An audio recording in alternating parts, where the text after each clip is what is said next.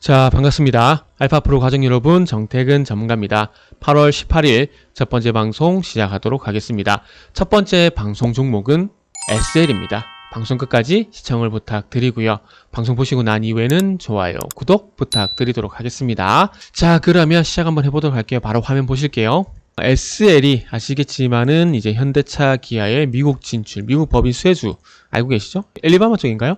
거기 공장이 있지 않습니까? 그래서 수혜주인데 좀 많이 쉬었어요. 6월달 이후에 지금 2달 정도 기간 조정을 거치게 되면서 좀 많이 쉬었는데 어제 15% 대량 거래가 발생되게 되면서 15% 상승이 나왔습니다. 일단은 실적 이슈죠. 2분기 영업이익이 784억 원을 기록을 했고요. 전년 동기 대비해서 114% 성장 이뤄진 상황입니다. 일단은 2분기 실적이 예상치를 2배가 뛰어넘는 2배 가까운 실적이 좀 발표가 됐는데 어쨌든 램프 매출 증가, 그러니까 현대차 기아 쪽에 그 SUV 이쪽 모델 쪽으로 램프를 많이 공급을 했고 램프 매출이 증가를 하게 되면서 실적에 좀 긍정적인 영향을 좀 줬습니다. 아시겠지만 지금 현대차 그룹 같은 경우는 전기차도 있지만은 SUV 중심의 고가 모델이 상당히 많이 팔립니다. 제네시스도 이제 판매 비중이 늘어나고 있는 상황이고 특히나 기아 같은 경우는 텔로라이드, 그리고 제네시스 같은 경우는 GV80이란지 이런 모델들이, 그리고 팰리세이드 고가 모델들이 상당히 많이 팔리고 있는데 SL이 거기에 대한 수혜를 좀 본 것 같아요. SUV 쪽을 공략을 잘해가지고 그쪽으로 램프를 납품을 하게 되고 그로 인해서 실적이 예상치보다 거의 2배 가까운 수치가 늘어날 수밖에 없었던 그런 흐름이 나오는 것 같습니다. 자, 그리고 이것뿐만 아니라 지금 북미 법인 같은 경우 지금 GM향, 그러니까 자동차 부품주들의 어떤 장점이자 단점이 될까요? 동전의 양면과 같은 역할을 하는 게 현대차 그룹에 너무 집중이 되어 있다는 겁니다. 근데 이거를 조금은 타개하기 위해서 북미의 GM향으로 매출이 증가하고 있다는 부분들 10%가 넘었어요. 2분기 기준으로 한 13% 정도 현재 제가 되는 걸로 알고 있는데 어쨌든 이거는 참 긍정적인 일이라 볼 수가 있을 것 같아요. 긍정적인 일이라 좀 볼 수 있을 것 같고 어쨌든 북미 쪽에 전기차 보조금 수혜는 받지 못하지만은 그 전까지는 어쨌든 SUV 같은 고가 모델 쪽으로 계속 팔 수가 있기 때문에 불행 중 다행이라 생각합니다. 좋은 일은 아니지만 불행 중 다행이라 생각을 하고 SL 같은 경우는 어쨌든 GM 쪽으로 일단 매출이 늘어나고 있다는 부분들이 좀 긍정적으로 볼 수가 있을 것 같아요. 그리고 전반적으로 2분기 실적 같은 경우에는 한국이라든지 그리고 미국이라든지 그리고 인도라든지 그리고 브라질 쪽으로 작게는 20% 그리고 뭐 미국 같은 경우 65% 정도 매출이 늘어나게 되면서 실적 효과가 있었습니다.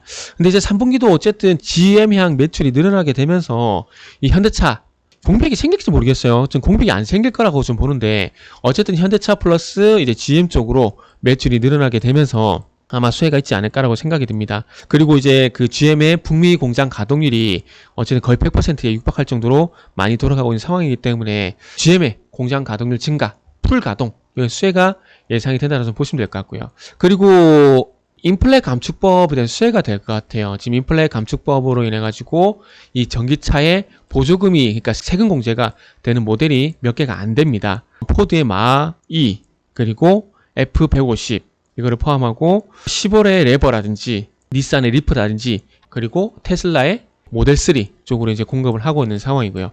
그래서 이런 부분들이 있는데 그래서 그 차종이 현재 몇 개가 안 된다는 겁니다. 테슬라 같은 경우도 거의 뭐 모델 3 그리고 3 이쪽으로 겨우 공급하고 있는 상황이고 포드도 현재 2개 모델 정도 방금 말씀드렸듯이 F150 그리고 마2 그리고 시보레 같은 경우도 공급을 하게 되고 그리고 닛산 같은 경우도 공급을 하게 되고 그리고 리비안도 한 모델 테슬라 2개, 포드 2개, 시보레, 닛산 이렇게 하면 7개, 8개 정도잖아요.